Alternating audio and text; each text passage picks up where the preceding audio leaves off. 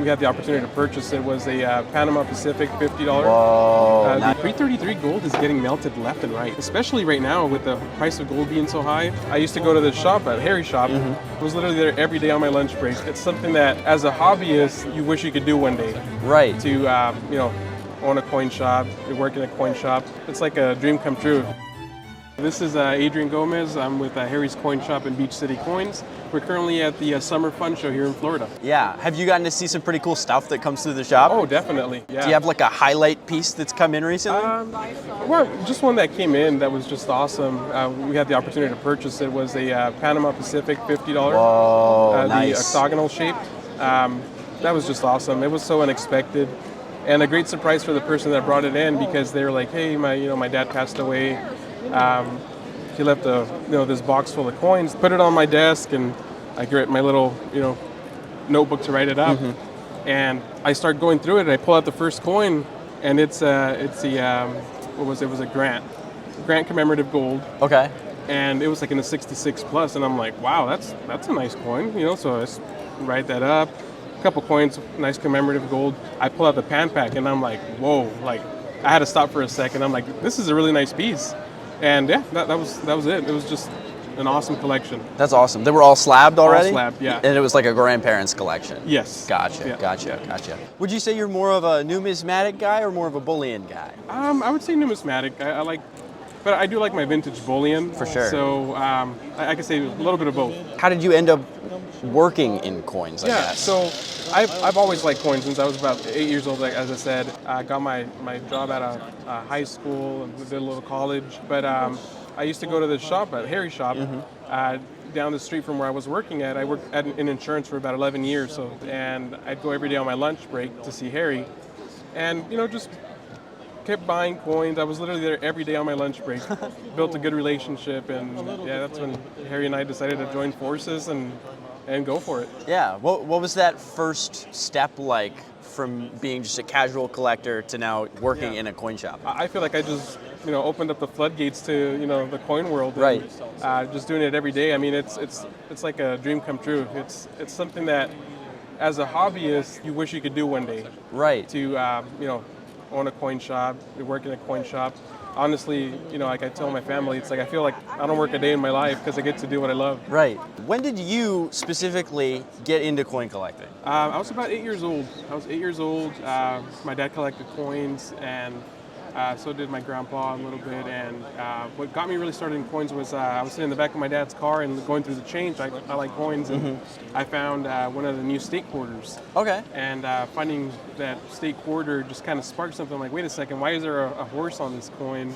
And it was the Delaware. And Right. that just sent me down the rabbit hole looking for coins to change and asking my dad more questions about his coin collection. Yeah. Do you remember, was there another coin that kind of caught your interest after that? Yes, the Silver Eagle. Okay. My dad, he would get the these companies that would mail you coins in an envelope every so often, and he would receive those. And I remember seeing these big silver coins, and I'm like, oh man, what's that? And he would tell me, oh, it's a Silver Eagle, 1 ounce silver. And yeah, that was the second coin that I would say kind of got me interested, in. The rest is history. Nice. Yeah. So this is your first fun show setting up. Has Harry's Coin Shop set up at other coin shows before? So we're very busy at the store, so it's hard for us to get away from the store and set up a booth and so on. When we usually go to major shows, but we're walking around, working deals, buying stuff, selling. And this is our first show that we actually set up. Wow. So it's been a good thing. Yeah. A lot of nice people, and get to talk to you here. Right. So yeah, it's been a great experience. Awesome. You guys have been buying quite a bit, I've heard. Yes. Yeah. Do you have a highlight from something you've bought today? I mean, no specific piece, but just a lot. Just silver a lot. and gold is up, so we've been buying a lot of that. But yeah, it's a good mix of things. Let's talk to somebody who's a brand new collector, straight from Adrian's mouth. What's a good word of advice for someone who's trying to break into this industry? Yeah, I would say take your time to learn what you want to collect. Don't just dive in and start buying everything. I would say go to a coin show, look around, see what interests you. Once you know what interests you, I would say if you're going to collect a series, start with the key dates. A lot of people sometimes try to start with all the other dates and wait for the key dates. But when you're at the point of buying the key dates, sometimes those key dates have gone up in price. So try to buy the best coin for the money. Don't overstretch yourself, or don't overextend yourself with that. But I would say buy what you like, and if you can, buy coins that are certified. Yeah, no, that's huge. Certified coins, there's no question. There's no question. If you want to resell it later on, you know exactly what it is. It's authenticated, 100%. Yeah, and the other tip too would be, you kind of have to buy the dealer that you're buying from. Meaning, it's kind of like the watch market, where if you're buying, for example, a Rolex or something, everybody can sell a Rolex, but is it pieced together? Is it authentic? Right. So if you're buying from a reputable dealer, that's important. Yes, very much so. What are some of those ways that people can identify a reputable dealer? Yeah, I would just say, you can go on the, there's a lot of directories like where PCGS, NGC, and CAC authorized dealers. Yeah. So on their sites, you can look for authorized dealers. The shows here, you can get a good feel for people, just doing some research online. There's a lot of great people in the business. So if I were to give you $100,000 right now to build some sort of collection from scratch, what are the first 3 coins that you're going to buy? Oh man, that's a great question. I would say I'd buy some Territorial gold. Okay. Yeah, Territorial gold, it's a tough thing to find for a reasonable price. Yeah, sure. But I would say I'd probably try and get Pike's Peak. Okay. So that'd be a great piece to get. Maybe a Kellogg piece, and like a Wasser or Molitzer, I think it's called. Sure. Yeah. And that pretty much takes care of my budget there. You're pretty much tapped out there. That's a great collection, though. Yeah. You only need 3 coins. I think the Pioneer Gold is a space that has a lot of room to go. Yeah, for sure. And it's such limited pieces, and the ones that you do find can be, hard to find in nice condition. Yeah, and a lot of times, I mean, that's gold that like somebody went out and like mined or like picked up off the ground and went to the local assay office and had a coin made, and that's what they used to survive out in the Wild West during those days. Definitely. But another type of coin that I think is a sleeper are the pattern coins. Because there's very few of those made.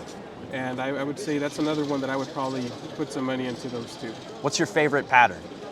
I would say it's the Judd 164. Okay. It's an 1854 Flying Eagle, but the size of a large cent. Right. Very interesting. Yeah. Do you know about the 1942 glass cent? I think I've seen that, yes. I think PCGS created one of those. Yeah, I think there's one in PCGS and one in NGC. Yes.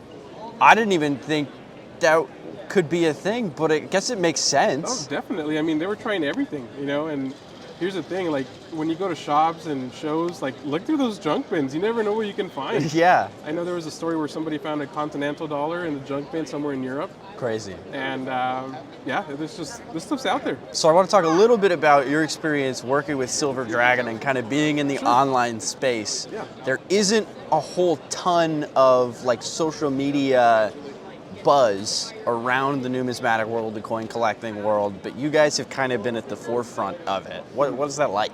Yeah, it's fun because we get to share our knowledge and our experience that we have with U.S. coins and numismatics. Because there's a lot of stacking channels but the numismatic, it's very interesting, because a lot of this older stuff, of course, they're not making it anymore. Right. And, some of this stuff is getting harder to find, especially right now with the price of gold being so high. Pre-33 gold is getting melted left and right. Yeah. So, that just makes it rare. It's like we have an ongoing joke at the shop when we get, some gold and, we got to keep things moving, right? So we take things to the refiner and it's like, well, pre-33 gold we made it even more rare, whatever the date is. Yeah. And it's fun to be able to share the knowledge and experience that we have with that. But I think the most fun that we have is when a kid comes in with like an album trying to fill it. Yeah. It just takes me back to when I used to do that. Yeah. And it's always so fun to be able to get like a little tub of wheat cents or something and help a kid fill some holes. And he's like, all right, I'm ready to pay. And we're like, hey, it's on us.